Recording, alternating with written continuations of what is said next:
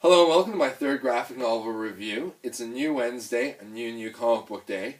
Got some older graphic novels here though that I'm covering as I catch up either on books where I've transitioned from the single issues to the graphic novels or just rereading through my library and enjoying some of my favorite comic books. Like Brett Meltzer and Ed Bennis's Justice League of America, The Tornado's Path. This is the first volume in the last Justice League series prior to the New 52. It features a great cast of characters, including the Black Canary taking on a leadership role. It also is by, an award-winning novelist, Brad Meltzer, and one of my favorite artists, Ed Bennis, a South American, who used this title not to say break into the mainstream, but to really get his artwork in the hands of North American readers on a level I think that hadn't been seen before. Featuring absolutely just stunning artwork throughout their tenure on the title. It works incredibly nicely with, also from DC Comics, the Justice Society of America, written at the same time by Jeff Johns, a name you're definitely going to recognize these days, and Dale Eagleson, Canadian shout-out, woot woot. And this title goes with Justice League of America. They actually share a graphic novel, sort of a shared volume 2 crossover series, and the titles continue to at least reflect events nicely that made for a really great read from some of the top talents in the industry. Now, something a little more recent, but not totally just on shelves, is Scarlett by Brian Michael Bendis and Alex Maleev. If you've already checked this out, then great, you know how awesome it is. If you haven't, you need to look this up in your nearest comic book store, online, whatever, however you shop, and check out a story that's sort of a modern day or more 21st century V Vendetta-esque story. I don't want to detract from its originality. The storyline, a young woman's boyfriend is mistakenly, illegally, wrongfully killed by the police, and she sets out to enact exact retribution, revenge, justice, however you want to see it, on a system that certainly doesn't work. Very real world. It draws on that sense of the Occupy movements and other elements in North American society that have made a lot of publicity in the last 4 or 5 years. And Brian Michael Bendis is writing. He's your really believable character in, as titled, Scarlett. Alex Maleev's artwork is sort of a photogenic, painted style, or painted photogenic? No. It's certainly beautiful. And my understanding is that he sometimes uses models, and that's why I talk about the photography elements in his work. But that's not to detract from just the absolute stunning layouts, illustrations that come from Alex Maleev, who's also worked on Moon Knight and, I'm drawing a blank for a moment, that's a real shame, Daredevil. He did some work with Brian Michael Bendis on Daredevil. So, moving on.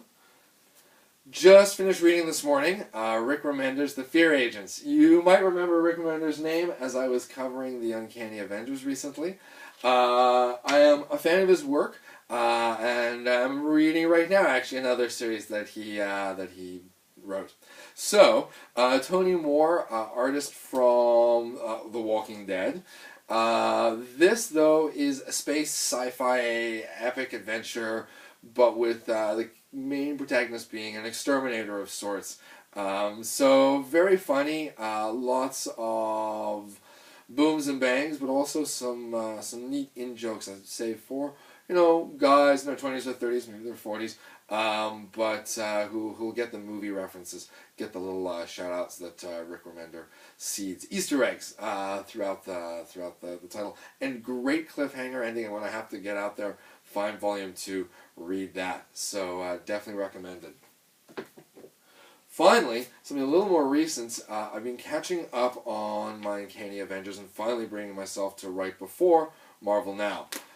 I keep reading single issues, so it's not like I've completely made the switch to graphic novels, but I only really get those in the case of, except Captain America and Buffy, in digital, as I already have boxes and boxes of comics, and especially much prefer graphic novels on my shelves. So, this is a title where I had, I think, still been reading the single issues even, leading into AVX, but hadn't then picked up the graphic novels.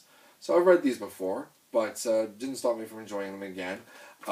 We've got Kieran Gillian, who's one of my favorite writers on Journey into Mystery, but also, oh wow, drawing a lot of blanks.